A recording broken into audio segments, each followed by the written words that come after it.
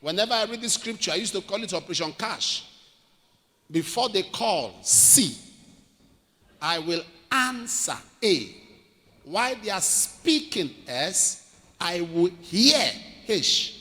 So I see it as a C, A, S, H. Cash. Prayer is a sacred duty that every religion engages in.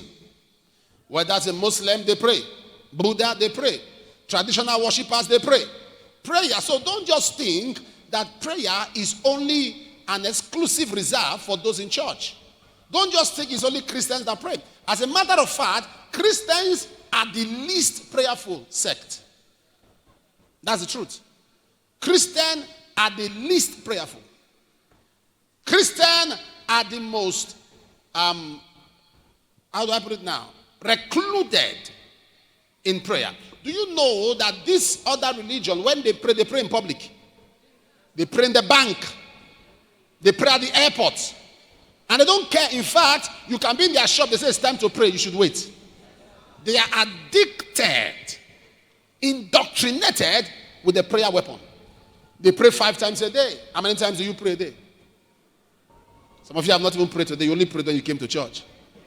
And when they were praying, you didn't even pray. You were still looking. But these people pray. So prayer is not only the exclusive reserve of Christians. Prayer is a sacred duty of every religion.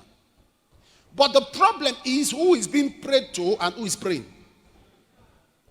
The problem of prayer is who is praying and who is being prayed to.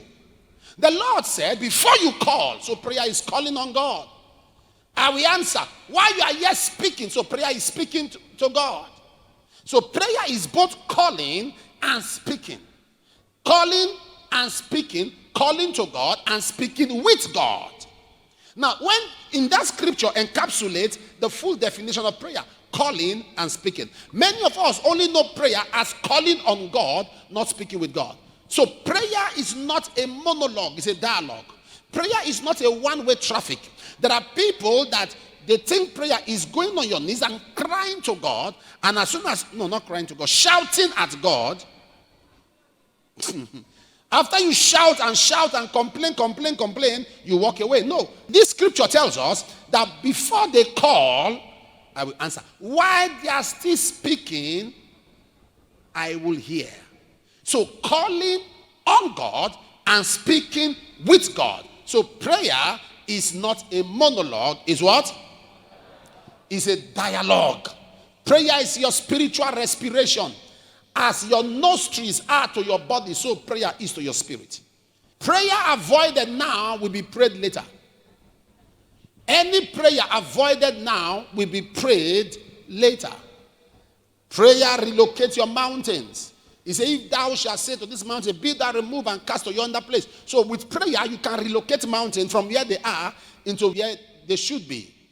Prayer relocates mountains. Prayer relocates mountains. Prayer, the Bible says what God did is that when God created Adam, God created Eden already. The duty of Adam was to dress the garden. God does not dress the garden. God gives Adam the garden and say, Adam, I've given you the garden. It's your duty to do what? To dress the garden. God said, I've given you a life. You did not apply to come to this world. You didn't write a letter to heaven that you wanted to come. Just the way God gave Eden to Adam, God gave you life. But God will not help you dress Eden. Eden was given to Adam, but it was Adam's duty to dress Eden. To give Eden beauty. To make Eden habitable. So what that means is that God knows that this life he has given you is now your duty to dress your life and make it colorful.